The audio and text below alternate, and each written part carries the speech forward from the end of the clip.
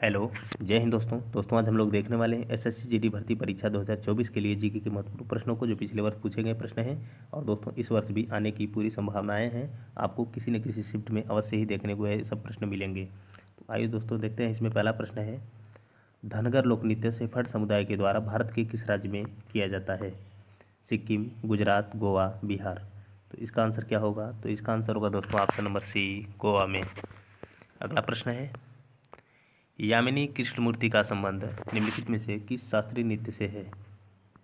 कथक, कुचिपुड़ी, कथकली, भरतनाट्यम। तो इसका आंसर होगा दोस्तों option number D, Bharatanatyam. Bharatanatyam कहाँ का शास्त्रीय नृत्य है?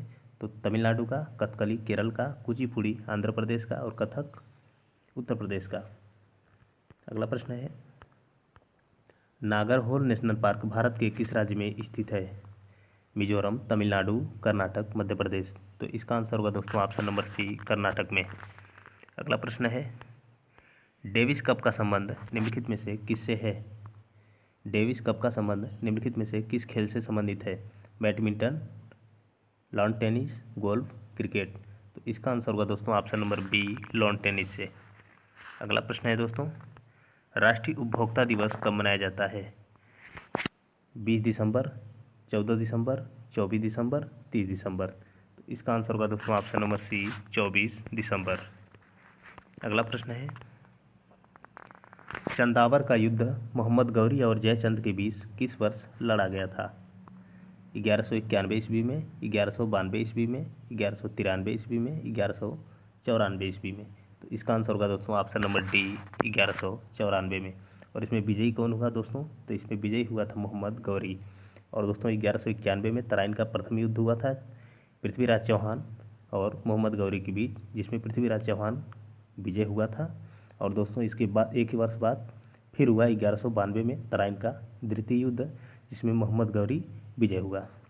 अगला प्रश्न है, राष्ट्रीय गीत वंदे मातरम का अंग्रेजी में अनुवाद वर्ष 1909 में किसने किया था? राष्ट्रीय गीत वंदे मातरम का अंग्रेजी में अनुवाद वर्ष 1909 में किसने किया था? ऑप्शन नंबर ए है श्यामलाल गुप्त पार्षद, ऑप्शन नंबर बी है Bankim Chandra Chatterjee, option number C है Arvind Ghosh, option number D है इनमें से कोई नहीं। तो इसका आंसर क्या होगा? तो इसका आंसर होगा दोस्तों option number C, Arvind Ghosh. अगला प्रश्न है, राज तरंगिणी जिसमें कश्मीर के इतिहास का वर्णन किया गया है, इसके लेखक कौन हैं? ऑप्शन नंबर ए है जयदेव, ऑप्शन नंबर बी है Vikram Seth, option number C है कल्हड़, ऑप्शन नंबर डी है अश्वघोष। तो इसका आंसर होगा दोस्तों ऑप्शन नंबर सी, कल्हड़। अगला प्रश्न है, टिप्पाणी निम्नलिखित में से किस राज्य का लोक नृत्य है?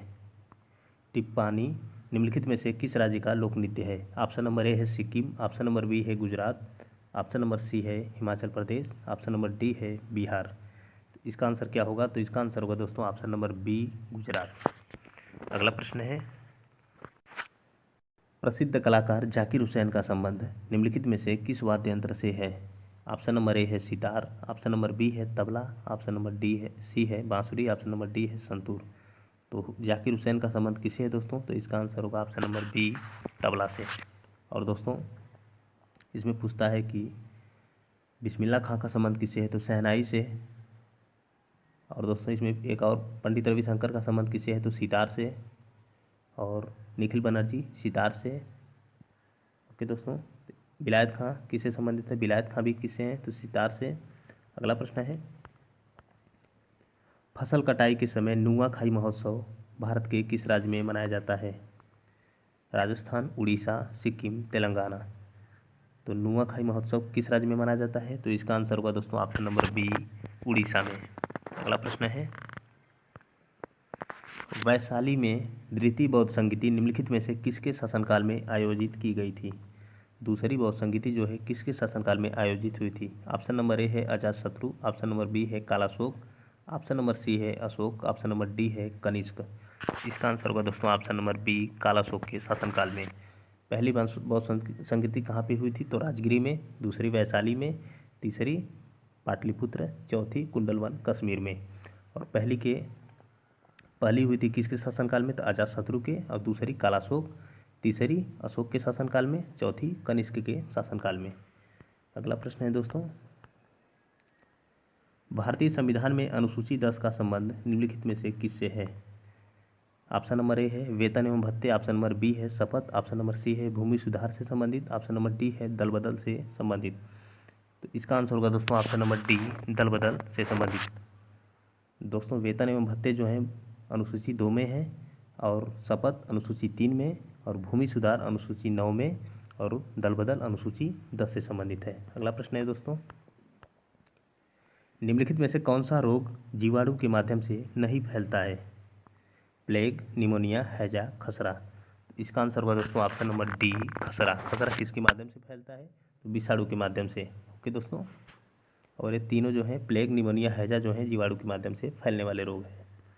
अगला प्रश्न है, भारतीय संविधान में जनसंख्या किस सूची का विषय है? भारतीय संविधान में जनसंख्या किस सूची का विषय है? ऑप्शन नंबर ए है संघ सूची, ऑप्शन नंबर बी है राज्य सूची, ऑप्शन नंबर सी है समवर्ती सूची, ऑप्शन नंबर डी है इनमें से कोई नहीं। तो इसका आंसर होगा दोस्तों ऑप्शन नंबर सी, समवर्ती सूची का विषय है। तो दोस्तों इसी प्रकार की वीडियो पाने के लिए चैनल को सब्सक्राइब कर लें दोस्तों। जय हिंद।